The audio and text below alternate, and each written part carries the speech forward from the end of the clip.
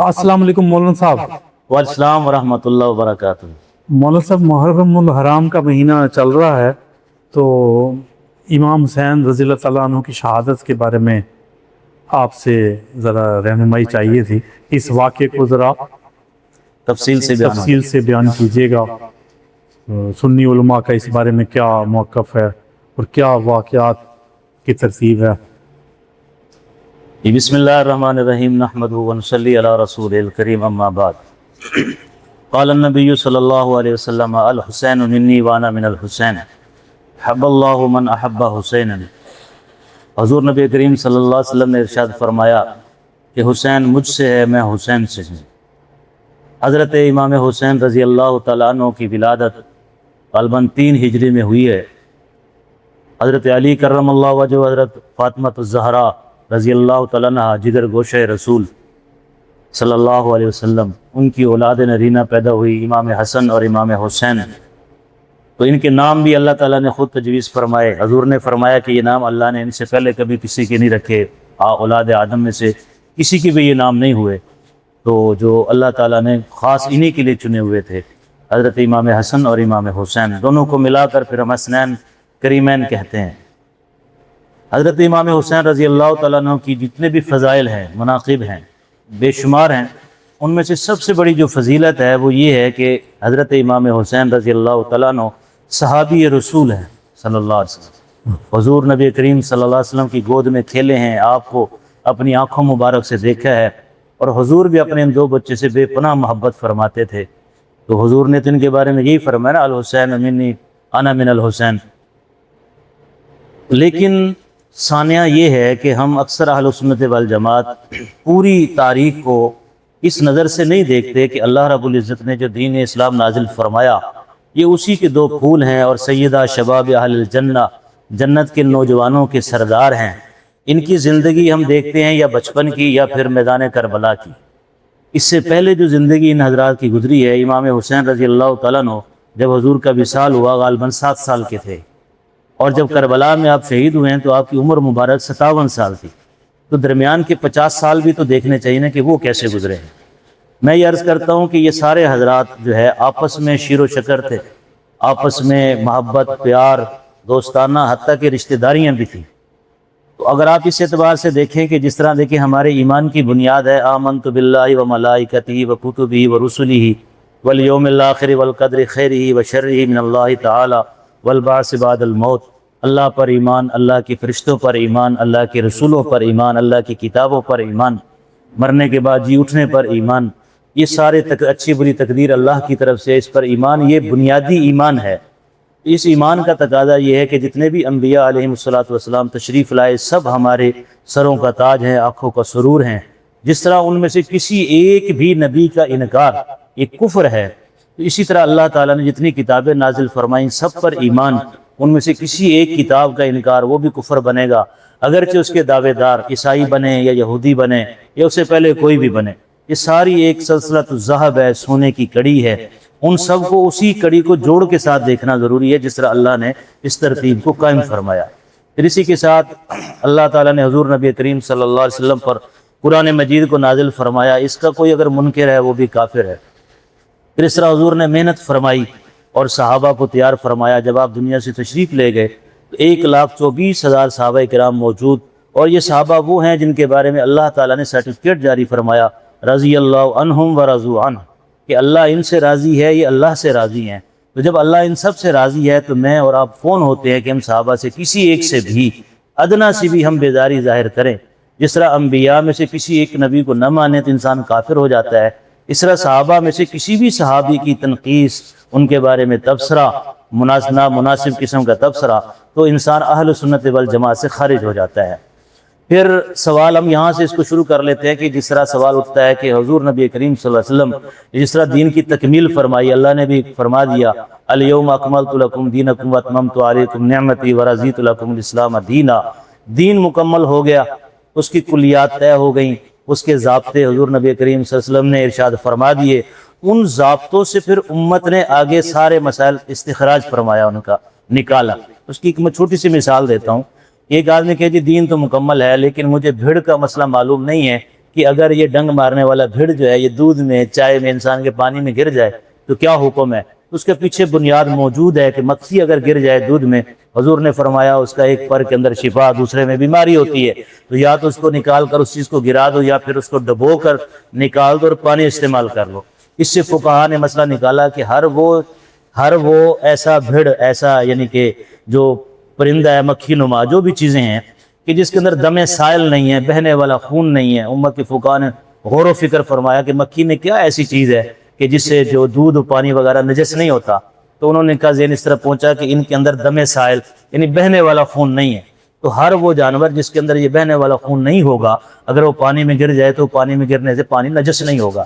یعنی کلیات طے ہو گئے قرآن میں اور حدیث میں، اس کے بعد پھر جزیات اللہ نے امت کے فقہا وغیرہ پر چھوڑ دی۔ بالکل اسی طرح ایک آدمی اعتراض کرے کہ جب دین کی تکمیل ہو گئی تھی تو حضور نبی کریم صلی اللہ علیہ وسلم خود ارشاد فرما دیتے کہ میرے بعد یہ خلیفہ ہوگا، تاکہ امت کے اندر خلافت پر یہ جو پھر بعد میں مسائل کھڑے ہیں یہ نہ ہوتے۔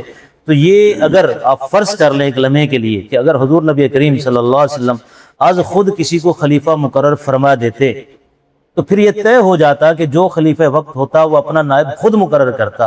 سنت رسول تو پھر یہی ہوتی نا، ایک اصول طے ہو ایک اصول طے ہو جاتا کہ خلیفہ وہ بنے گا جس کو موجودہ خلیفہ طے کر کے جائے گا، اس کو اپنا وصی بنا کر جائے گا، اپنا نامزد کر کے جائے گا کہ میرے بعد یہ خلیفہ ہوتا۔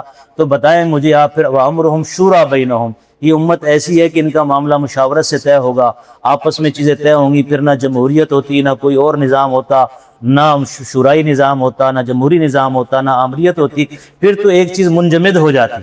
جبکہ اس دین نے تو قیامت تک چلنا تھا، بے شمار قبائل، بے شمار نسلیں، بے شمار مختلف علاقوں کے لوگ دین میں شامل ہوئے، تو اللہ تعالیٰ نے یہ گویا کہ امت کے ذمہ چھوڑ دیا کہ امت از خود طے کر لے کہ ان کا خلیفہ کون ہوگا، لیکن اس میں اصول یہی طے ہوں گے کہ وہ اللہ اور اس کے رسول کو ماننے والا ہو۔ بنیادی شرائط تو یہی تھی۔ ہاں البتہ اللہ تعالیٰ نے حضور نبی کریم صلی اللہ علیہ وسلم نے کچھ ایسے اشارات فرما دیے کہ امت مجتمع ہو گئی صدیق اکبر رضی اللہ تعالیٰ عنہ کی خلافت پر، کہ جس کو اللہ نے ہمارے دین کا خلیفہ بنایا ہے اس کو ہم اپنی دنیا کا بھی خلیفہ بناتے ہیں۔ وہ ایک طویل بحث ہے، لیکن میں خلاصے کے طور پر اس طرف آتا ہوں کہ دیکھیں خلیفہ اول صدیق اکبر رضی اللہ تعالیٰ عنہ، اس دور میں حضرت علی کرم اللہ وجہہ، امام حسن حسین حسنین کریمین بھی موجود ہیں، تو ان کی زندگی کو دیکھیں تو انہوں نے صدیق اکبر رضی اللہ عنہ کے ہاتھ پر بیعت کی، ان کو مانا کہ یہ ہمارے خلیفۃ المسلمین ہیں۔ پھر اس کے بعد عمر فاروق رضی اللہ تعالیٰ عنہ آتے ہیں، ان کی ہاتھ پر جس طرح حضرت علی رضی اللہ تعالیٰ نے بیعت فرمائی، امام حسن حسین نے بھی بیعت کی۔ اس طرح حضرت عثمان غنی رضی اللہ تعالیٰ عنہ کا دور آتا ہے تو یہ حضرات حسنین کریمین اب بشمول اپنے والد محترم حضرت علی کرم اللہ وجہہ کے، ان کے بھی ممد اور معاون بنے، حکومتی معاملات میں بھی شریک ہوئے۔ قاضی کا عہدہ حضرت علی رضی اللہ تعالیٰ عنہ کے پاس ہوتا تھا۔ حضرت امام حسین نے افریقہ کے جہاد میں خود حصہ لیا۔ تو یہ سارے دین کی گویا کہ ترویج کے اندر شانہ بشانہ باقی تمام صحابہ کے ساتھ کام کرتے رہے، حتیٰ کہ حضرت عمر فاروق رضی اللہ تعالیٰ عنہ نے یہ کہا کہ میں اگرچہ بوڑھا ہو گیا ہوں لیکن میں نے حضور سے سنا ہے کہ کل قیامت کو تمام نسبتیں قرابتیں ختم ہو جائیں گی سوائے میری نسبت کے۔ اس نسبت کو حاصل کرنے کے لیے انہوں نے بڑھاپے میں پیغام نکاح بھیجا حضرت علی کی بیٹی کے ساتھ ام کلثوم رضی اللہ عنہا، اور ان کے ساتھ ان کا نکاح ثابت ہے اور ان سے اولاد بھی ہے۔ تو یعنی ان حضرات کو اگر آپ دیکھیں تعصب کو چھوڑ کر تو ان میں تو آپس میں باہم پیار اور محبت اور دوستی حتیٰ کہ رشتہ داریاں موجود ہیں۔ اور پھر آپ دیکھیں عجیب بات ہے کہ حضرت علی رضی اللہ تعالیٰ عنہ کے 17 بیٹے ہیں، 18 بیٹیاں ہیں، 9 آپ کی شادیاں ہیں۔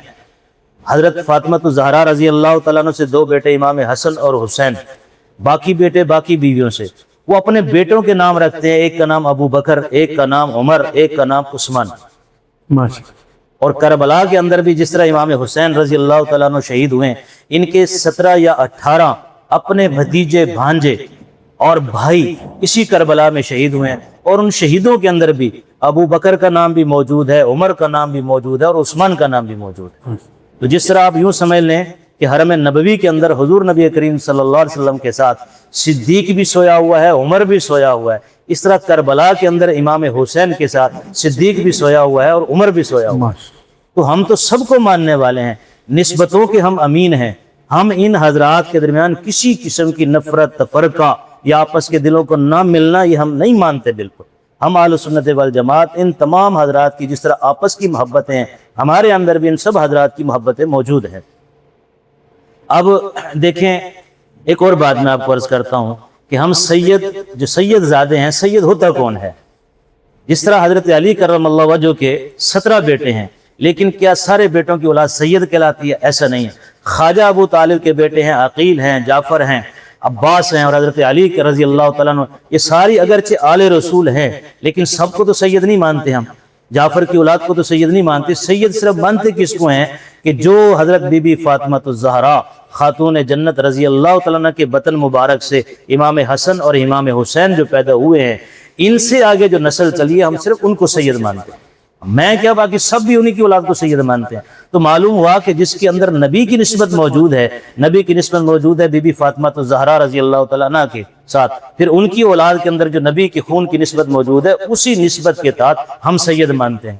اور ہم اہل سنت والجماعت کا یہ بھی مسلک ہے کہ اگر کوئی سید زیادہ ہے، اس کے اعمال اگر کمزور ہیں تو ہم اس کو مقتدا مرشد تو نہیں مانیں گے، لیکن اس کے باوجود اس کی عزت اور اکرام ہمارے ذمے ہے۔ اگر کوئی ان حضرات کی عزت نہیں کرتا تو کل قیامت کو وہ حضور نبی کریم صلی اللہ علیہ وسلم کی پھر شفاعت کی امید نہ رکھے۔ ہم تو یہاں تک ہیں۔ تو اب دیکھیں کہ جس طرح اللہ رب العزت نے بیت اللہ کو اپنا گھر قرار دیا اور اس کی مسجد کو حرم قرار دیا کہ اس کو اللہ نے فرمایا یہ حرم ہے، تو اس کی ایک نماز 1 لاکھ کے برابر ہے، تو حضور نبی کریم صلی اللہ علیہ وسلم نے اللہ سے مانگا کہ یا اللہ میرے اس شہر کو حرم بنا دے۔ تو اب مسجد نبوی بھی اپنی مسجد کے احاطے سمیت وہ حرم نبوی کہلاتی ہے۔ جس طرح بیت اللہ میں 1 لاکھ نمازوں کا ثواب ہے، مسجد نبوی میں 50,000 نمازوں کا ثواب ہے۔ یعنی ایک حرم اللہ نے بنایا اور ایک حرم نبی نے اللہ سے بنوایا۔ اسی طرح قرآن مجید کے اندر اللہ نے اہل البیت کا جو لفظ بولا ہے وہ ازواج مطہرات امہات المؤمنین خاتون جنتوں کے لیے بولا ہے کہ نبی نے جن سے نکاح فرمایا ہے، جو امہات المؤمنین ہیں، ام عائشہ رضی اللہ تعالیٰ عنہ، ام سلمہ رضی اللہ تعالیٰ عنہ، حضرت حفصہ رضی اللہ تعالیٰ عنہ وغیرہ ذالک، سب کو اللہ نے قرآن مجید کے اندر ان کو اہل البیت قرار دیا نبی کا۔ پھر نبی نے اسی طرح جس طرح بیت اللہ نے حرم بنایا، مسجد نبوی کو حضور نے حرم بنوایا، اسی طرح ایک موقع پر حضور نبی کریم صلی اللہ علیہ وسلم نے حضرت علی کو بلوایا، اپنے دائیں طرف بٹھایا، اما فاطمہ کو بلایا، ان کو بائیں طرف بٹھایا، حسنین کریمین کو بلایا، ان کو اپنی گود میں بٹھایا، اور ایک چادر لے کر اوپر اللہ سے دعا کی کہ یا اللہ یہ میرے اہل بیت ہیں، تو اللہ نے ان کو بھی اہل بیت قرار دے دیا۔ اب یہاں سے یہ سوال بھی حل ہو جاتا ہے کہ دیکھیں دنیا کی نسل تو چلتی ہے اولاد بیٹوں سے، اولاد نرینہ سے، جبکہ نبی علیہ السلام کی اولاد مبارک چلی ہے بی بی فاطمہ الزہرا رضی اللہ تعالیٰ عنہ سے، جو حضور کی بیٹی ہیں۔ تو ہم اس کا جواب یہ دیتے ہیں کہ خود خالق کائنات جس چیز کو جو قرار دے دے وہی ضابطہ ہوگا۔ اللہ تعالیٰ جو ضابطے، جس طرح اللہ تعالیٰ نے سورج، زمین، آسمان، چاند، ستارے سب نظام ایک قائم فرمایا ہے، جب اللہ نے فرما دیا یہ میرے نبی کے اہل ہیں تو اسی سے جو اولاد چلے گی ہم اسے آل نبی ہی مانیں گے۔ تو دیکھیں اب اہل بیت حقیقتاً تو ازواج مطہرات، پھر حضور نے جب فرمایا یا اللہ ان کو بھی اہل بیت بنا تو اللہ نے ان کو بھی اہل بیت بنایا۔ ہمارا جھگڑا یہی ہے کہ آپ حضرات کہتے ہیں یہی 5 تن پاک ہیں، یعنی 5 وجود جو ہیں، حضور نبی کریم صلی اللہ علیہ وسلم، حضرت علی رضی اللہ تعالیٰ عنہ، بی بی فاطمہ الزہرا رضی اللہ تعالیٰ عنہ، امام حسن حسین رضوان اللہ تعالیٰ علیہ مجمعین۔ وہ جھگڑا یہ ہے، وہ کہتے ہیں صرف یہی اہل بیت ہے، ہم کہتے ہیں یہ بھی اہل بیت ہے۔ جھگڑا صرف اتنا سا ہے، آپ کیا کہتے ہیں کہ یہی اہل بیت ہے، ہم کہتے ہیں یہ بھی اہل بیت ہے۔ اور کمال کی بات یہ ہے کہ گھر نبی کا، آنگن نبی کا، گود نبی کی، پہلو نبی کا، اس چادر نبی جو اوڑھ کر بیٹھے ہیں، تو جس کو یہ حضور قرار دینے کہ یا اللہ یہ بھی میرے اہل بیت ہیں، اس روایت کا راوی اول جو ہے وہ اما عائشہ رضی اللہ تعالیٰ عنہ، امت تک جو بات یہ پہنچی ہے وہ اما عائشہ رضی اللہ تعالیٰ عنہ نے فرمائی ہے۔ اور یہ ضابطہ اور اصول ہے کہ اگر کسی حدیث کے راوی کو آپ نہیں مانتے تو گویا کہ وہ حدیث بھی نہیں ماننی ہوتی۔ راویوں پر جو جرح ہوتی ہے کہ راوی کیسا ہے، جو شخص اما عائشہ رضی اللہ تعالیٰ عنہ کی عظمت کا، ان کی حرمت کا، ان کی جو ہے نا پاک دامنی کا قائل نہیں، تو وہ اس حدیث کو کیسے مان سکتا ہے جس کے اندر اہل البیت ہونا امام حسن حسین کا ثابت ہے۔ تو یہ روایت بھی امت تک اما عائشہ نے پہنچائی ہے۔ اور وہ چادر مبارک جو آپ نے اوڑھی تھی، سوال ہے وہ کس کی تھی؟ وہ حضرت ام سلمہ رضی اللہ تعالیٰ عنہ کی چادر تھی۔ یہ ان کی آپس کی رشتہ داریاں، آپس کی محبتیں بیان کر رہا ہوں۔ جب حضرت علی رضی اللہ تعالیٰ عنہ کی بارات آئی ہے حضور کے گھر میں، تو حضرت علی کے گھر کی لپائی اما عائشہ نے اپنے ہاتھوں سے کی۔ کسی نے پوچھا اے امہات المومنین یہ تو حضرت علی کا گھر ہے اور آپ کسی خادمہ کو کہتی وہ لپائی کر دیتی. وہ فرمانے لگی میرے بیٹے کا نکاح ہے, بیٹے کے نکاح کی جو لاڈ ہوتا ہے, جو اس کی خوشی ہوتی ہے, اس کو میں محسوس کرتی ہوں, تمہیں کیا پتا کیا ہوا. یہ میں صرف اس لیے عرض کر رہا ہوں کہ ان حضرات کی آپس کی محبتیں ہیں.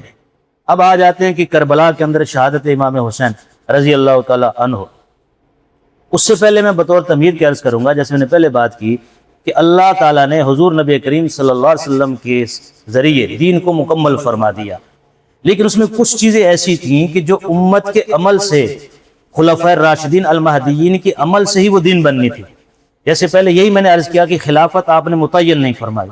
اس پر الزام لگایا جاتا ہے وہ حدیث قرطاس کا کہ حضور علیہ الصلوۃ والسلام نے کاغذ اور قلم مانگا, حضرت عمر نے منع فرما دیا. سوال ہے کہ وہاں موجود ہے حضرت علی کرم اللہ وجہ, حضرت عباس رضی اللہ تعالیٰ عنہ موجود ہیں, تو کاغذ قلم وہ دے دیتے منشا رسول کو سمجھتے ہوئے. تو یہ تو تکوینی طور پر جیسے میں نے پہلے عرض کی اس کی حکمت یہ موجود تھی. تو اسی طرح جو میں عرض کر رہا تھا کہ اب خلافت جب آ گئی تو صدیق اکبر رضی اللہ تعالیٰ عنہ کے دور میں کیا ہوا کہ منکرین زکوٰۃ سے جہاد فرمایا. یہ طے ہو گیا کہ جو دین کے احکامات میں سے کسی ایک حکم کا انکار کرے گا من حیث المجموع, کوئی قبیلہ کوئی خاندان, تو پھر ان سے جہاد ہوگا. ختم نبوت کا مسئلہ حل فرمایا صدیق اکبر رضی اللہ تعالیٰ عنہ نے کہ جو ختم نبوت کا منکر ہوگا واجب القتل ہوگا, اس سے جہاد فرمایا. تو یہ آپ کی خلافت کے اثرات میں سے ایک اثر ہے. عمر فاروق رضی اللہ تعالیٰ عنہ کا دور آتا ہے تو 20 تراویح پر جو اکٹھا فرمایا صحابہ کو, حضرت عمر فاروق رضی اللہ تعالیٰ نے فرمایا. اور دلیل یہ دی کہ نبی نے فرمایا میری خواہش تو یہ تھی کہ ایسے ہو, لیکن مجھے خوف ہے اس بات کا کہ تمہارے اوپر یہ فرض نہ ہو جائے. اب حضور رہے نہیں, وحی کا آنا بند ہو گیا ہے, تو میں حضور کی منشا اور ان کی چاہت پر عمل کرتے ہوئے تم سب کو ایک امام کے پیچھے اکٹھا کر رہا ہوں. تو 20 تراویح کا تحفہ با جماعت جو ہے وہ صدیق وہ حضرت عمر فاروق رضی اللہ عنہ کی خلافت کا ایک جز ہے. باقی بے شمار چیزیں بھی ہیں. اب آ جاتے ہیں حضرت عثمان غنی رضی اللہ تعالیٰ عنہ. جب ان کا دور آیا 2 سال یا 2.5 سال صدیق اکبر کے ہو گئے, 12 سال 11 سال حضرت عمر فاروق کے ہو گئے, یہ بن گئے 14 سال. پھر 12 سال حکومت فرمائی عثمان غنی رضی اللہ تعالیٰ عنہ کے, بن گئے 20 24 23 سال. تو اس دور میں صحابہ اکابرین دنیا سے جانے لگ گئے. تو ان حضرات پر اور بے شمار الزامات ہیں جن کے جواب اپنی جگہ پر موجود ہیں. لیکن عثمان غنی رضی اللہ تعالیٰ عنہ کے ایک یہ بھی اعتراض ہے کہ انہوں نے نوجوانوں کو گورنر لگانا شروع کر دیا. اب آپ ذرا اس میں حکمت دیکھیں کہ جب ایک آدمی دنیا سے جانے والا ہو, عمر ڈھل گئی ہو, ظاہرہ بڑھاپے کے بعد جوانی تو نہیں آتی, تو سمجھداری تو یہی ہے نا کہ امت کو جو آپ نے سنبھالا اب نوجوانوں کو اپنے زیر سایہ تربیت دیں تاکہ وہ بھی امت کو صحیح طرح چلا سکے. تو میرے خیال میں, میرے اپنے ناقص خیال میں, وہ حضرت عثمان غنی رضی اللہ تعالیٰ عنہ کے ذہن میں بھی یہ ہوگا کہ ہم صحابہ تو جا رہے ہیں دنیا سے, اب امت کو کون سنبھالے گا, تو کیوں نہ نوجوانوں کو حکومت کے آداب سکھائے جائیں, ان کو اپنے سامنے بٹھا کر ان سے کام لیا جائے. اگر کہیں کمی کوتاہی ہوتی ہے تو ان کی درست کرنے والے لوگ موجود ہوں گے. تو عثمان غنی رضی اللہ تعالیٰ نے 2 اذانوں کا تحفہ وہ انہی کے دور میں ہمیں ملتا ہے. اسی طرح یہ یعنی اپنے بزرگوں کی موجودگی میں نوجوانوں کو آگے کرنا, یہ سنت بھی عثمان غنی رضی اللہ تعالیٰ عنہ کے دور سے ملتی ہے. اور پھر مزید برآں جب منافقین نے آپ کا گھیراؤ کیا گھر کا, تو امام حسن حسین دروازے پر پہرے دار بن کے کھڑے, حضرت علی رضی اللہ تعالیٰ عنہ کو وہاں کھڑا کیا. تو یہاں سے ان کی محبت معلوم ہوتی ہے. تو میں نے یہ عرض کیا تھا شروع میں بھی کہ امام حسن حسین کی وہ 50 سالہ زندگی کو تو بھی دیکھے نا کہ انہوں نے سب کے ہاتھوں پر بیعت کی, حتیٰ کہ حضرت حسن رضی اللہ تعالیٰ عنہ جب اپنے والد کے بعد خلیفہ بنے, اس کا مطلب ہے کہ بیٹا باپ کا خلیفہ بن سکتا ہے. تو لہذا حضرت امیر معاویہ پر یہ الزام تو نہ رہا کہ انہوں نے اپنے بیٹے کو کیوں بنا دیا خلیفہ. یہ روایت تو پہلے موجود تھی نا کہ حضرت علی رضی اللہ تعالیٰ عنہ جب شہید ہو گئے ہیں, ان کے بعد خلیفہ کون بنے, حضرت حسن رضی اللہ تعالیٰ عنہ. 6 ماہ وہ خلافت پر متمکن رہے, پھر انہوں نے یہ خلافت حوالے کر دی حضرت امیر معاویہ رضی اللہ تعالیٰ عنہ کی. اب آپ بتائیں ان کے اس عمل کو آپ کیا کہیں گے. نہ صرف خلافت حوالے کی بلکہ ان کے ہاتھ پر بیعت کی, اور امام حسین رضی اللہ تعالیٰ عنہ ان کے ہاتھ پر کیا کی, بیعت کی. بلکہ میں تو یہ بھی عرض کرتا ہوں کہ امام حسین کا کربلا میں گردن کٹوانا یہ اس بات کی دلیل ہے کہ حضرت امیر معاویہ, حضرت عثمان غنی, حضرت عمر فاروق, حضرت صدیق اکبر کی خلافتیں بالکل حق اور سچ تھی. کہ اگر حق اور سچ وہ نہ سمجھتے تو وہ اسی طرح خروج کرتے جیسے انہوں نے کربلا میں خروج کیا. صحیح بات سمجھ میں آگے نا جی آپ. اب آ جاتے ہیں کہ حضرت امیر معاویہ رضی اللہ تعالیٰ عنہ. اچھا, اس سے پہلے صحابہ کی آپس میں جنگ بھی ہوئی جسے ہم اہل سنت والجماعت مشاجرات صحابہ کہتے ہیں. کیا کہتے ہیں؟ مشاجرات صحابہ, صحابہ کے آپس میں جو بھی ہوا. اس پر تبصرہ چھوڑتے ہوئے وہ کیوں ہوا، کیسے ہوا، واقعات کیا تھے، کون حق پر تھا، کون حق پر نہیں تھا، اس کو چھوڑتے میں ایک سوال کرتا ہوں آپ سے کہ قرآن مجید نص قطعی کے اندر موجود ہے کہ حضرت موسیٰ علیہ السلام نے جب کوہ طور سے واپس تشریف لائے اور قوم کو دیکھا کہ وہ گاؤں پرستی کے اندر مبتلا ہو گئے ہیں، بچڑے کی پوجا کرنے لگے ہیں، تو اپنے بھائی حضرت ہارون علیہ السلام کی داڑھی پکڑ کر کھینچی. یہ قرآن مجید میں موجود ہے. اب اگر کوئی آدمی آج کے دور میں حضرت ہارون علیہ السلام کی داڑھی کی ادنا سی بھی توہین کرے تو ہمارے نزدیک وہ کافر ہے، کیونکہ وہ نبی ہیں. لیکن ادھر موسیٰ علیہ السلام نبی، دونوں بھائی ہیں سگے، ان کی اپنے اس عمل کو میں اپنے لیے دلیل نہیں بنا سکتا کہ میں تنقید کرنا شروع کر دوں. اگر میں تنقید کرتا ہوں، ہلکی سی بھی اہانت میرے دل میں آتی ہے تو میں کافر سدھا. اسی طرح یہ مشاجرات صحابہ جو بھی ہوئے، وہ گویا کہ والد اور چچا آپس میں لڑ رہے ہیں تو اولاد کوئی حق نہیں ہے وہ کسی ایک کی طرف کھڑے ہو جائیں. اور حضرت اس میں جو خلیفہ ہمارے خامس گزرے ہیں حضرت عمر بن عبدالعزیز رحمۃ اللہ علیہ، ان کا قول بڑا سنہری ہے. انہوں نے فرمایا کہ جن کے خون سے اللہ نے ہماری تلواروں کو محفوظ رکھا تو ان کے بارے میں ہم اپنی زبانوں کو بھی نہیں کھولیں گے. ہم کیوں کھولیں؟ لیکن دیکھنا یہ ہے کہ امت کو اس سے کیا ملا، اس عمل سے امت کو کیا ملا. اگر یہ عمل ہوتا صدیق اکبر کے دور میں، اس وقت بہت ضرورت تھی اکٹھ ہونے کی، پھر عمر فاروق کا دور آیا، سلطنت پھیل گئی، عثمان غنی رضی اللہ تعالیٰ کا دور آیا، انتظامی امور پھیل گئے، حضرت علی کے دور میں جب یہ واقعہ پیش آیا تو یہ قیامت تک اصول طے ہو گیا کہ دو مسلمان گروہ اگر آپس میں کسی بھی وجہ سے لڑتے ہیں، ان میں سے ظاہر ہے ایک غالب ہوگا، دوسرا مغلوب ہوگا، تو جو مغلوب ہے اس کا مال، اس کے خود جان، وہ نہ مال غنیمت ہوگا، نہ وہ غلام بنے گا، نہ عورتیں باندھی بنے گی. یہ اصول اسی جنگ کے نتیجے سے طے ہوا نا. آپ اس جنگ کے اندر جو چھوڑیں اس کو، اسے یہ دیکھیں دین کے کس حصے کی تکمیل ہوئی. اگر آپ فرض کر لیں کہ مشاجرات صحابہ نہ ہوتا تو آج کے دور میں پاکستان کی جنگ ہو افغانستان سے، قطر کی جنگ ہو سعودی عرب سے، دو مسلمان ملک آپس میں لڑتے ہیں. اب جب ایک فاتح دوسرا مفتوح ہوتا تو مال کے بارے میں اور جان کے بارے میں آپ دین سے کہاں سے رہنمائی لیتے؟ نہ قرآن میں نہ حدیث میں. صحیح بات. تو یہ ان صحابہ کے عمل سے ظاہر ہوا. وہ حضرت علی کرم اللہ وجہ سے اس وقت جو منافقین میں سے کوئی ہوگا، اس نے پوچھا یہ مال تو مال غنیمت ہے، تو انہوں نے بڑے جلال سے فرمایا تم میں سے کون بدبخت ہے جو اما عائشہ کو باندھی بنانے کا بھی سوچے. اما عائشہ تو امہات المومنین ہے، نص قرآن کی وجہ سے. تو وہ دہل کر رہ گیا. وہ ہے کہ وہاں سے اصول طے ہو گیا کہ دو مسلمان بھائی اگر لڑیں گے، گروہ لڑیں گے، تو ان میں سے نہ تو کوئی کافر ہوگا، نہ مال غنیمت ہوگا، نہ افراد جو ہوں گے جو قیدی بنیں گے وہ غلام نہیں بنیں گے اور باندیاں نہیں بنیں گی. یہ اصول طے ہوا نا یہاں سے. بالکل. اسی طرح اب آ جائے امام حسین رضی اللہ تعالیٰ عنہ. ادھر حضرت امیر معاویہ نے، چونکہ یہ 22 سال گزر چکے تھے ان جنگوں کو، جنگ جمل، جنگ صفین، کتنے سال گزر گئے؟ 22 سال. اب ان 22 سالوں کے اندر انہوں نے حکومت کی. 22 سال پہلے وہ نظام دیکھ چکے تھے کہ جب آپس میں جنگ ہوتی ہے تو کتنا نقصان ہوتا ہے. اور اس وقت ان کی دور حکومت میں یوں سمجھے پوری دنیا پر حکومت ہی اسلام کی تھی. ادھر مشرق کی طرف چلے جائیں، مغرب کی طرف چلے جائیں، شمال جنوب، ادھر سے پورا افریقہ زیر نگی ہیں، ادھر سے پورے رومن امپائر ساری زیر نگی ہیں، فارس فتح ہو چکا ہے، ہندوستان تک فوجیں آ چکی ہیں، سب کچھ. یہ اتنا بڑی سلطنت ہے. تو اگر میں نے کسی کو خلیفہ متعین نہ کیا تو میرے بعد خدا نہ خاصہ اسی طرح تلوار نکل آئی تو امت کا شرادہ بکھر جائے. اب اس سوچ میں بتائیں امیر معاویہ کا کہاں قصور رضی اللہ تعالیٰ عنہ. تو انہوں نے چاہا کہ میں اپنی زندگی میں ایک کو خلافت، اور چونکہ بنو امیہ کا اکثریت تھی، علاقے ان کے زیر نگیں تھے، خاندان بہت بڑا ہوتا، ادھر سے بنو عباس بھی پھیل چکا تھا، لیکن انہوں نے سوچا کہ یہ بنو امیہ کے علاوہ یہ کسی پر راضی نہیں ہوں گے. انہوں نے یہ سوچ کر اور پھر اللہ سے دعا کی کہ اللہ اگر یہ خیر ہو اس میں تو تیری طرف سے ہے، اور اگر خدا نہ خواہ اس میں ہو تو وہ پھر میری طرف سے جس طرح ہوتا ہے. انہوں نے حضرت یزید کو بنا دیا، خلیفہ بنا دیا، اور پہلے دن سے حضرت امام حسین رضی اللہ عنہ نے خلافت سے بیعت کرنے سے انکار کر دیا. اور صرف وہ اکیلے نہیں تھے، اس میں بھی 2 گروہ بنے اور دونوں دین کے حکم. اس پر ایک آتا ہے لفظ عزیمت پر عمل کرنا یا رخصت پر عمل کرنا. تو جن صحابہ کی بیعت کی جو کتابوں میں آتا ہے تو انہوں نے رخصت پر عمل کیا، اور جنہوں نے نہیں کی انہوں نے عزیمت پر عمل کیا کہ ہم ڈٹ کے کھڑے، ہم نہیں مانتے. عبداللہ بن زبیر رضی اللہ تعالیٰ عنہ مکہ المکرمہ میں، مدینہ منورہ میں امام خود موجود ہے، انہوں نے یزید کے ہاتھ پر بیعت نہیں کی. کیوں نہیں کی؟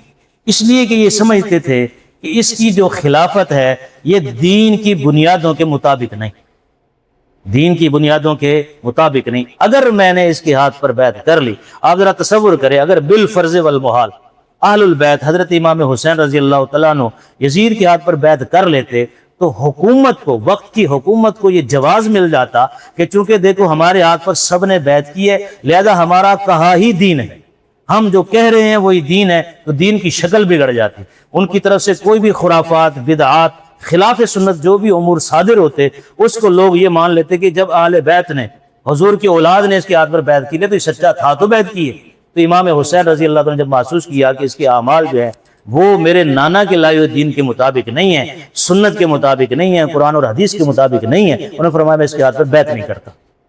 صحیح۔ امر بالمعروف نہیں عن المنکر کا جھنڈا اٹھایا گیا کہ حضرت امام حسین رضی اللہ تعالیٰ عنہ نے۔ پھر وقت گزرا، وہ باقی یہ بات ہے کہ مسلم بن عقیل آئے کوفہ میں، پھر ان کو شہید کر دیا گیا، امام حسین کو روکتے رہے سارے، وہ کربلا میں اولاد کے ساتھ چلے۔ اس سے ایک بات تو واضح ہے کہ امام حسین رضی اللہ تعالیٰ عنہ حکومت کے طلبگار نہیں تھے، صحیح بات، اس لیے کہ اگر کوئی آدمی حکومت چاہتا ہو تو لشکر لے کے چلے گا، صحیح۔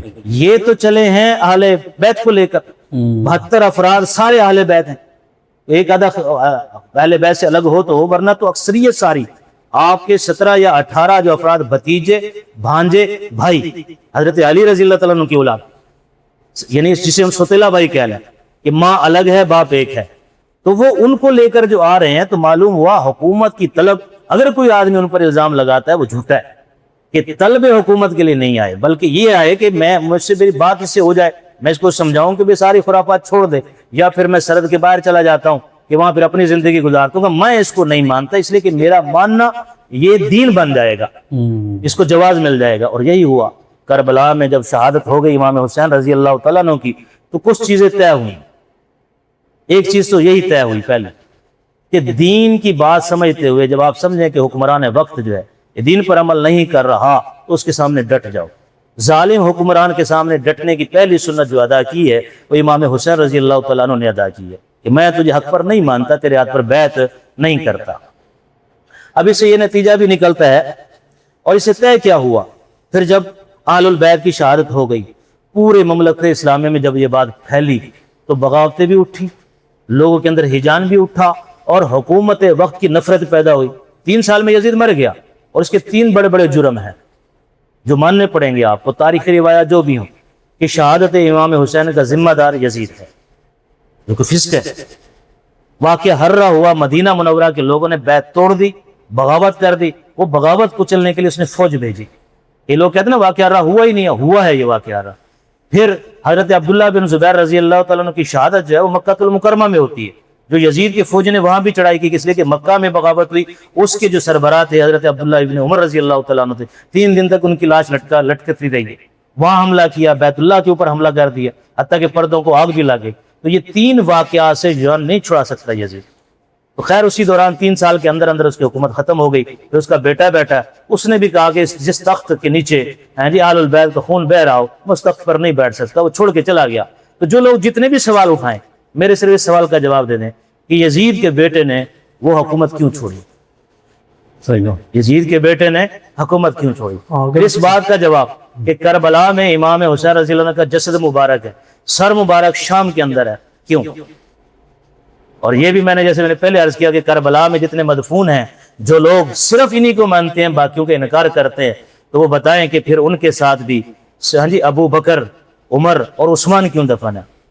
ایک کہنے لگا کہ نام جو ہے اس لیے نہیں رکھے گئے کہ خلفاء کے راشد نام تھے، یہ خلفاء ثلاثہ کے نام، 3 خلفاء کے نام تھے، یہ نام تو ہم نے اس لیے رکھے ہیں کہ یہ عرب کے سردار تھے۔ ان سے میرا سوال ہے کہ پھر تم اسی بات پر کبھی تو اپنی پوری تاریخ کے اندر عمر، صدیق اکبر، ابو بکر، عمر، عثمان کے نام اپنی اولادوں کی اس لیے رکھتے کہ یہ شہید کربلا ہے؟ رکھ تو سکتے تھے نا، نہیں رکھتے۔ اس لیے میرا تو موقف یہ ہے کہ تم تو سب کو ماننے والے ہیں، انشاءاللہ میں آخر میں بات کروں گا۔ اور شہادت حسین سے ایک بات اور طے ہوئی جو پہلے کبھی طے نہیں تھی، کہ میدان جنگ کے اندر جب 2 گروہ لڑتے ہیں تو فاتح جو ہوتا ہے اسی کو حق سمجھا جاتا تھا، جس کو فتح مل جاتی تھی وہی غالب، اسی کا ڈنکا بجتا تھا، اور جو مغلوب ہو جاتا تھا، مفتوح ہو جاتا تھا، اس کو دنیا کہتی تھی بھی یہ غلطی ہوگا تبھی تو مفتوح ہو گیا۔ لیکن کربلا نے یہ طے کر دیا کہ ایک ہوتا ہے اقتدار اور ایک ہوتا ہے اقدار۔ تو وہاں قدر طے کر دی کہ اگرچہ کربلا میں امام حسین نے گردن کٹوا دی، لیکن امت کے اندر جو فاتح قرار پایا ہے وہ امام حسین قرار پایا ہے، اور یزید باوجود ہے کہ فاتح ہونے کے تاریخ میں اس کا کوئی نام لینے کا روادار نہیں ہے، اس کے نام پر کسی نے نام نہیں رکھا پھر کبھی. تو یعنی فاتح جو ہے در حقیقت مفتوح بنا، اور جو مفتوح تھا وہ حقیقت میں فاتح بنا، اور سنت حسینی زندہ ہوئی. اور پھر یہ مواد ایسی جذباتی نہیں کر رہا. اس سے پھر سب سے بڑا نتیجہ یہ نکلا کہ حکومت کے ہاتھ سے دین کی تشریح نکل گئی. صحیح. یہ جو یزید کا خاندان تھا، پھر اس کے بعد یہ خاندان حکومت نہ کر سکا، اگرچہ 74 سالوں تک پھر بھی بنو امیہ کی حکومت چلی ہے، لیکن تاریخ میں یہ بات لکھی ہوئی ہے کہ وہ مفسر دین نہ بن سکے. وہ حکمران تو ضرور بنے، خلیفہ بنے مسلمانوں پہ، لیکن دین کی تفسیر کیا ہے ان سے نہیں پوچھی جائے گی. دین کی تفسیر جو ہے علماء، فقہاء، محدثین سے پوچھی جائے گی، جو وہ دین کو طے کریں گے. اس کی بنیاد رکھی ہے حضرت امام حسین رضی اللہ تعالیٰ عنہ نے. صحیح. اور پھر اسی کا تسلسل آپ دیکھیں کہ ادھر امام احمد بن حنبل رحمۃ اللہ علیہ وقت کے حکمران سے ٹکر ہو جاتی ہے. وقت کا حکمران کہتا ہے کہ قرآن مخلوق ہے. امام احمد بن حنبل رحمۃ اللہ علیہ فرماتے ہیں کہ نہیں، یہ مخلوق نہیں ہے، یہ اللہ کا کلام ہے. آپس میں جھگڑا ہوتا ہے. امام احمد بن حنبل کو وہی حکومتی مظالم برداشت کرنا پڑتے ہیں، جیل تشریف لے جاتے ہیں، 100 کوڑے دن میں لگتے ہیں، اسی جیل کے اندر شہادت ہو جاتی ہے، جنازہ بھی جیل سے اٹھتا ہے. لیکن وقت نے ثابت کیا، یہ سنت حسینی زندہ کر گئے کہ جو حکمران کہہ رہا ہے تیری بات نہیں مانی جائے گی، جو وقت کا عالم کہہ رہا ہے، جس کے اساتذہ میں اہل البیت ہیں. ہم امام ابو حنیفہ رحمۃ اللہ علیہ کو کیوں مانتے ہیں؟ باقی چیزوں کے ساتھ ساتھ یہ بھی تو ہے کہ ان کے 5 کم از کم استاد وہ اہل البیت میں سے ہیں. جو حضرت امام زین العابدین رضی اللہ تعالیٰ عنہ کی جو اولاد چلی ہے، اس میں سے جو آل البیت صاحب علم گزرے ہیں، یہ استاد ہیں امام ابو حنیفہ رحمۃ اللہ علیہ کے. گویا کہ ان حاضرہ امام حسین کی شہادت نے یہ طے کر دیا کہ دین دیندار ہی بتلائیں گے، حکمران نہیں بتا سکتا. صحیح بات. یہ ہے میرے نزدیک تو سب سے بڑی جو شہادت کی جو نتیجہ نکلا ہے کہ وہ جو کہتے ہیں نا کہ حضرت امام حسین رضی اللہ تعالیٰ عنہ نے گردن کٹوا کے اپنے نانے کے دین کو بچایا. یہ جذباتی نعرہ تو آپ بے شک لگائیں، لیکن اگر آپ سے پوچھا جائے کیسے، اس پر سارے خاموش ہو جاتے ہیں. تو میں بڑی اس میں تحقیق میں لگا رہا، تو مجھے الحمدللہ اللہ پاک نے یہ سجایا، اور یہ کتابوں میں موجود ہے کہ اگر آپ جو ہے یزید کے ہاتھ پر بیعت کر لیتے تو دین کی یہ شکل نہ ہوتی جو دین پھر حکومت طے کرتا. اور اب بھی دیکھیں طے کر لیں. ہم اپنے حکومت پاکستان کو لے لیں، ہماری قومی اسمبلی، ہمارے سینیٹر، ہمارا وقت کا حکمران جو طے کر دے، جو مرضی قانون بنا دے، جب تک اس کو علماء یہ کہہ نہ دیں کہ یہ دین کا حصہ تھا، صحیح قانون بنایا، اس کو کوئی ماننے کو تیار نہیں ہوتا. بالکل. یہ چلا آ رہا ہے نا، یہ وہی شہادت حسین کا ہی نتیجہ ہے رضی اللہ تعالیٰ عنہ. تو اس طرح جو بہرحال میں آخر میں پھر یہ بات کہوں گا کہ ہم اہل سنت والجماعت اپنے آپ کو پرکھنا ہو. تمام انبیاء ہم سب کے ماننے والے، تمام کتابیں ہم سب کے ماننے والے، قرآن مجید کو ہم ماننے والے، خلفاء الراشدین المہدیین کو ہم ماننے والے، امام حسن حسین کو ہم ماننے والے، جہاں ظلم و جبر ہوا اس کا ہم انکار کرنے والے، تمام فقہاء محدثین کی محبت ہمارے دلوں میں، وقت کے اولیاء کتب ابدال گزرے سب کی محبت ہمارے دلوں میں.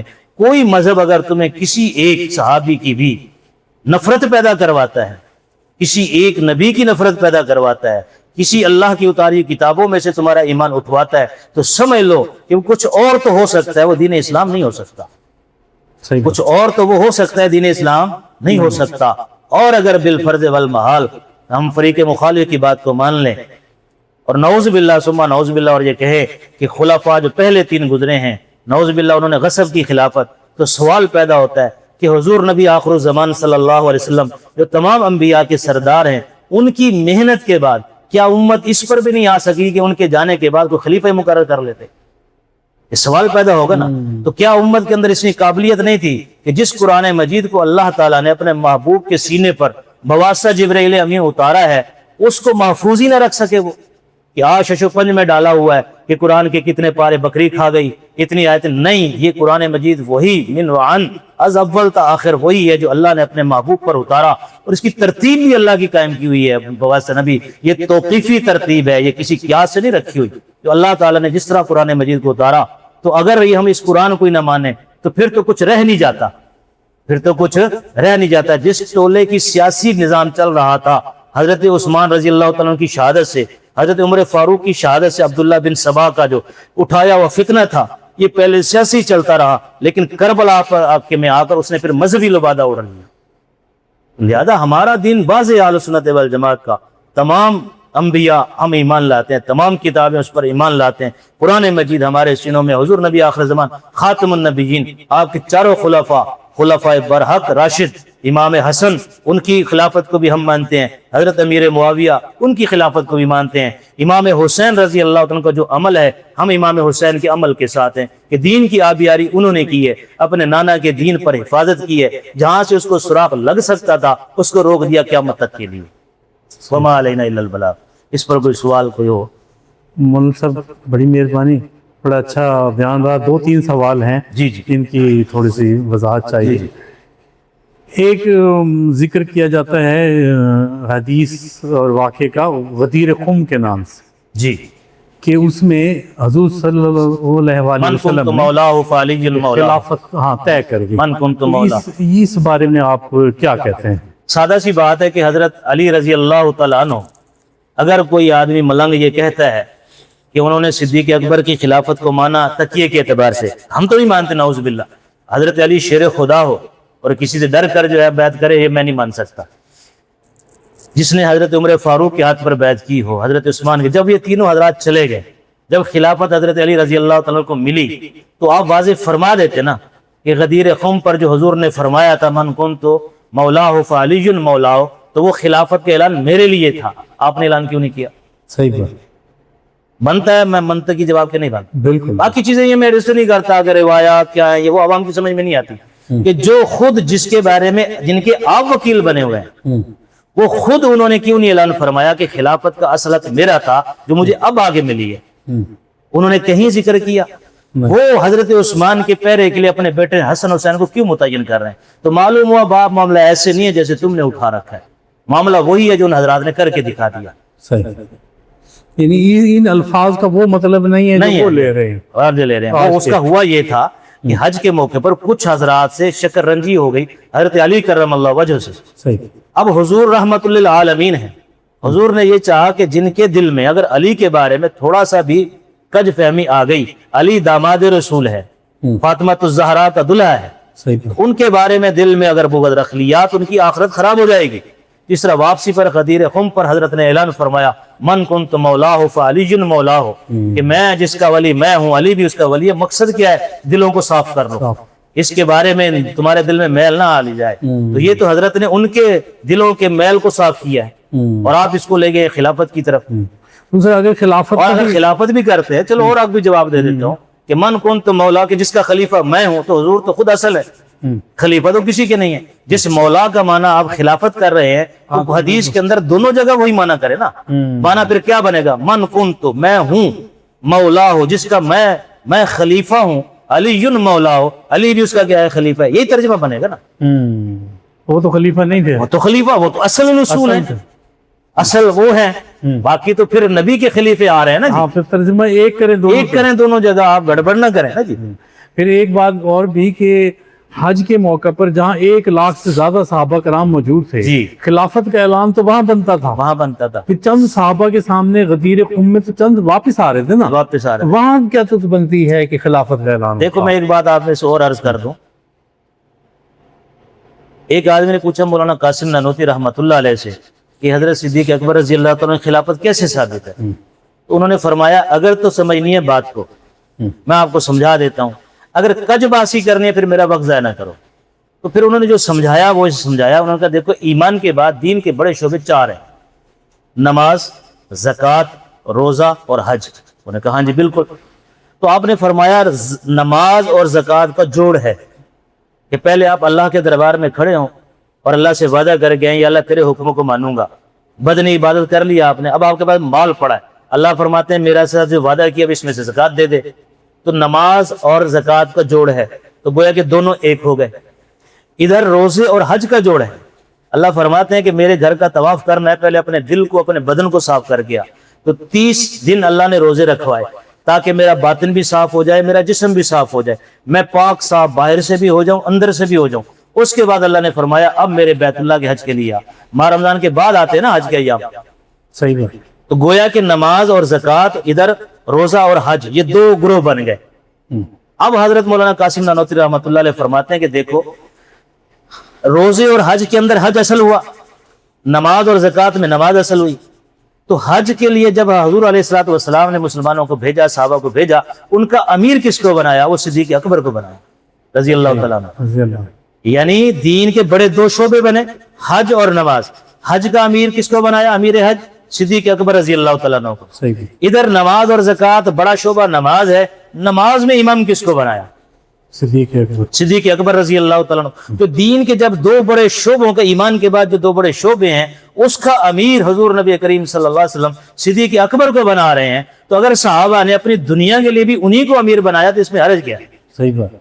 یہاں سے بھی تو نکلتی نا باتیں۔ ہوں، اس لیے جو ہے بہرحال دین کو اگر آپ محبت سے دیکھیں گے، ہر چیز واضح ہو جائے سمجھ گی، آئے گی۔ پھر سمجھ آئے گی، ورنہ تو آپ جو مرضی کرتے رہے۔ اگر تعصب چڑھا لیا تو پھر نہ آپ کے نزدیک قرآن ثابت ہوتا ہے، نہ آپ کے نزدیک دین ثابت ہوتا ہے، نہ سلطنت جس نے وسیع پھیلی، اور جو حضرت علی کرم اللہ وجہ سے پہلے جو 25 سال گزرے ہیں، آپ ان کو کہاں فٹ کریں گے؟ صحیح بات۔ کہاں فٹ کریں گے؟ صحیح بات۔ بلکہ میں نے ایک ساتھی سے پوچھا جو ہمارا فریق مخالف ملنگ ہے، کہ تم صرف اتنا ثابت کر دو کہ دین اور اسلام کہتے کس کو ہے؟ اگر اہل البیت کی محبت کا نام ہے تو ہم محبت کرتے ہیں۔ حضرت علی نے اپنے بیٹوں کا نام ابو بکر رکھا، ہم بھی رکھتے ہیں۔ حضرت علی نے اپنے بیٹے کا نام عثمان رکھا، ہم بھی رکھتے ہیں۔ حضرت علی نے اپنے بیٹے کا نام عمر رکھا، ہم بھی رکھتے ہیں۔ تو محبت ہماری ثابت ہوئی کہ تمہاری؟ بالکل۔ انہوں نے نام رکھا، تم کبھی نہیں رکھتے۔ انہوں نے عثمان رکھا، تم کبھی نہیں رکھتے۔ انہوں نے عمر رکھا، تم کبھی نہیں رکھے۔ تو محبت اہل بیت کا دعویٰ کر رہے ہیں، میں سچا ہوں یا تم سچے ہو؟ بالکل ایسا، زبردست بیان صاحب، بڑا جی۔ اچھا آپ نے بیان کیا۔ اچھا مولانا صاحب ایک سوال اور، جی مجھ سے بھی ایک اعتراض بڑا آتا ہے کہ نبی کی بیٹی کو دربار میں کھڑا کیا گیا اور باغ فتح کا جو معاملہ ہے کہ وہ وراثت مانگنے آئی، تو جب نبی کی بیٹی مانگ رہی ہے تو کیوں نہیں دے دی جاتی؟ پہلی بات تو یہ ہے، اس کے اپنے اصل مقام کے بھی جوابات ہیں، لیکن میں وہ جو دوں گا جواب جو عوام کی سمجھ میں آ جائے۔ اصل تو خلافت تو دین کی ترویج کے لیے قائم ہوئی نا۔ آپ کو یہ ماننا پڑے گا کہ خلیفہ صدیق اکبر بنے ہوں، خلیفہ عمر فاروق بنے ہوں، عثمان غنی بنے ہوں، یا علی کرم اللہ وجہ بنے ہوں، مقصد اس دین کے خلیفہ بننے کا کیا ہے؟ دین کی ترویج، صحیح بات۔ دین کو پھیلانا۔ جب دین میں آپ نے فرما دیا کہ حضور نے، آپ کے والد محترم نے جب فرمایا ہے نحن معاشر الانبیاء، کہ ہم انبیاء کی جو جماعت ہے، لا نرث ولا نورث، نہ ہم وارث بنتے ہیں نہ ہمارا کوئی وارث بنتا ہے۔ بی بی فاطمہ نے سنا، تشریف لے آئی واپس۔ صحیح، ان کو- یہی بات ہے نا، یہ تو اصولی جواب انہوں نے دے دیا، وہ آ گئی۔ اب اگر صدیق اکبر حضور کی اس بات کو نہ مانے تو دین کو نہ ماننا ہوا نا۔ بالکل۔ باقی کیا بیٹی کی خدمت نہیں کی؟ حسنین کریمین کو وظیفے کیا روک دیے؟ حضرت علی رضی اللہ عنہ کو کیا تنخواہ نہیں ملتی تھی؟ یہ ان کے ساتھ کیا ظلم و ستم کیا؟ اور 6 ماہ تو آپ زندہ رہی حضور کے بعد۔ صحیح بات۔ حضور کے بعد کتنے سال؟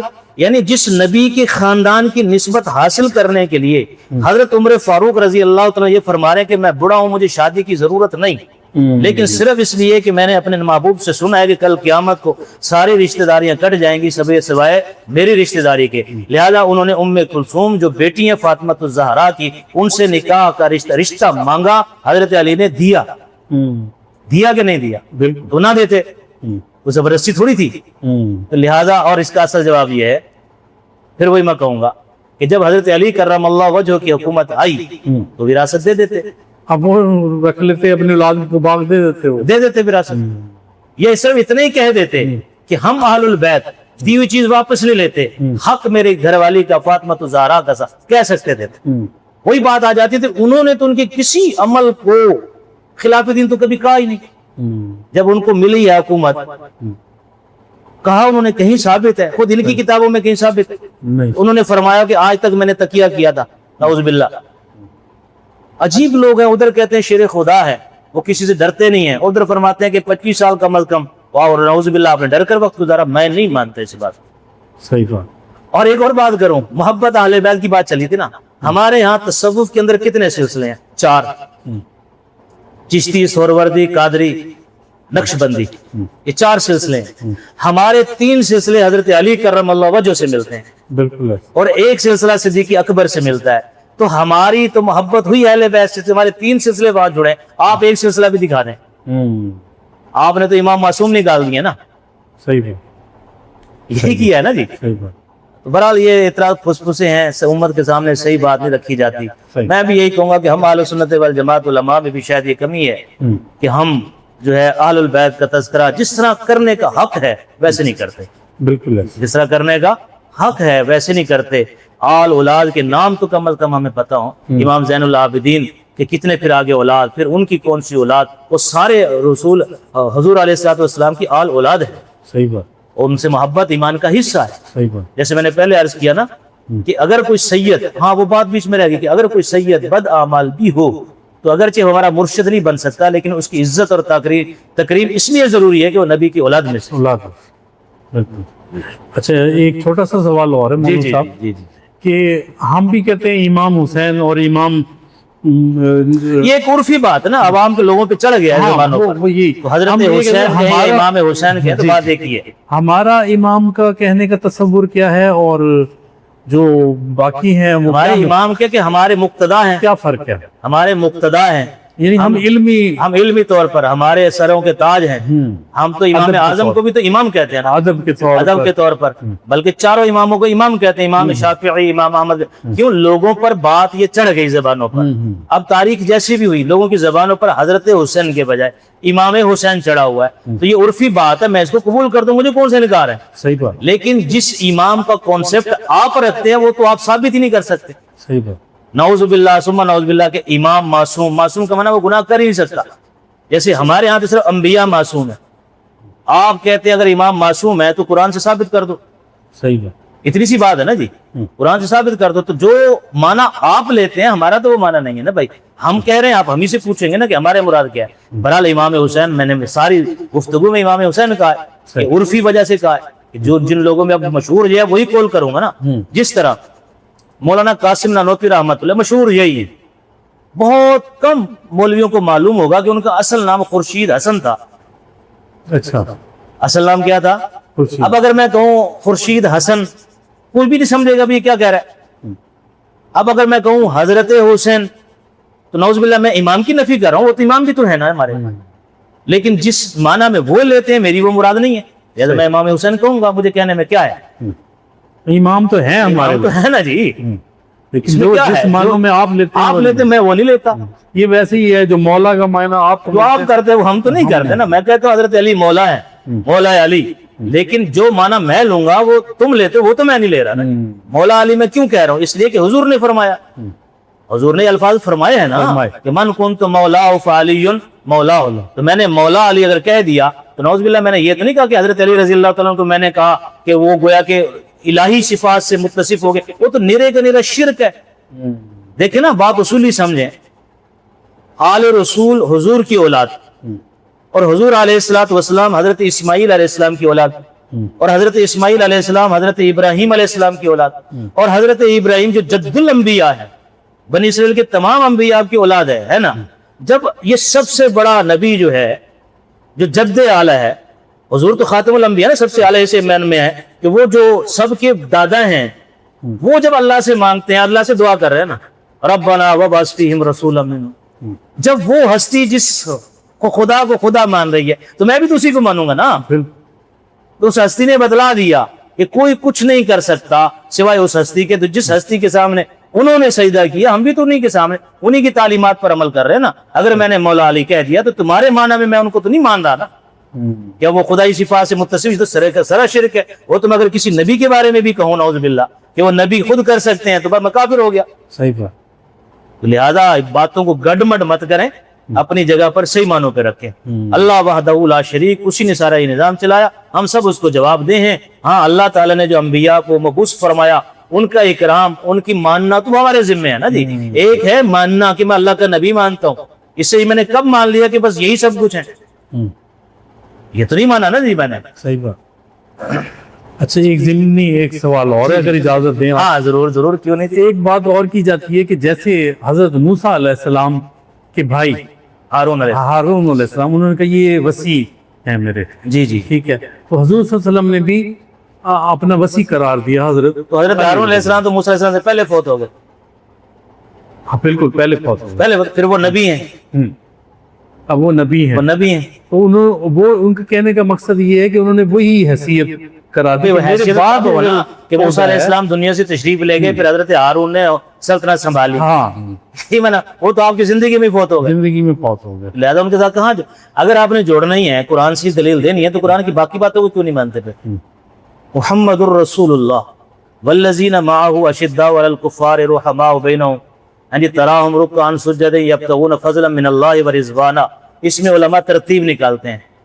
معیت میں صدیق اکبر، سخت ہونے میں کفار پر عمر فاروق، یعنی سخی ہونے میں عثمان غنی، اور تہجد گزار ساری رات عبادت میں گزارنے میں علی کرم اللہ وجہ.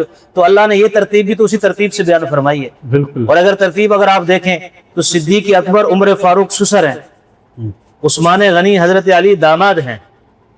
تو اگر حق دینا ہی ہے تو پہلے باپ کو ملنا چاہیے نا، سسر باپ کے درجے میں ہوتا ہے. پھر ان دو میں سے صدیق اکبر بڑے ہیں، تو پہلے صدیق اکبر پھر عمر فاروق. جب سسر ہو گئے پورے، اب دامادوں کا نمبر آیا.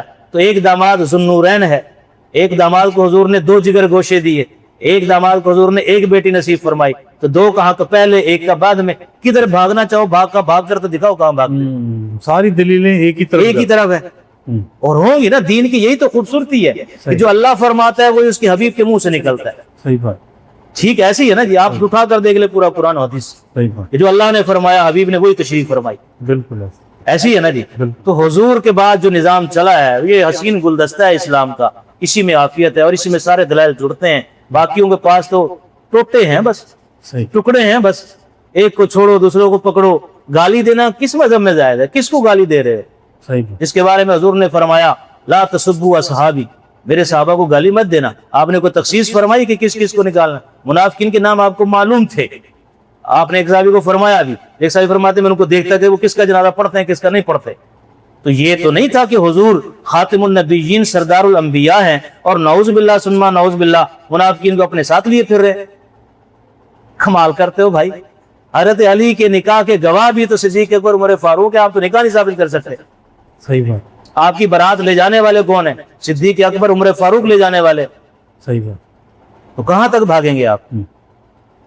صحیح جی. اور بڑی مہربانی مولانا صاحب، بڑی مہربانی. بڑی آپ سے جو ہے نا رہنمائی ملی آج. الحمدللہ. بڑا زبردست. ماشاء اللہ. الحمدللہ. ماشاء اللہ. شکریہ. السلام علیکم.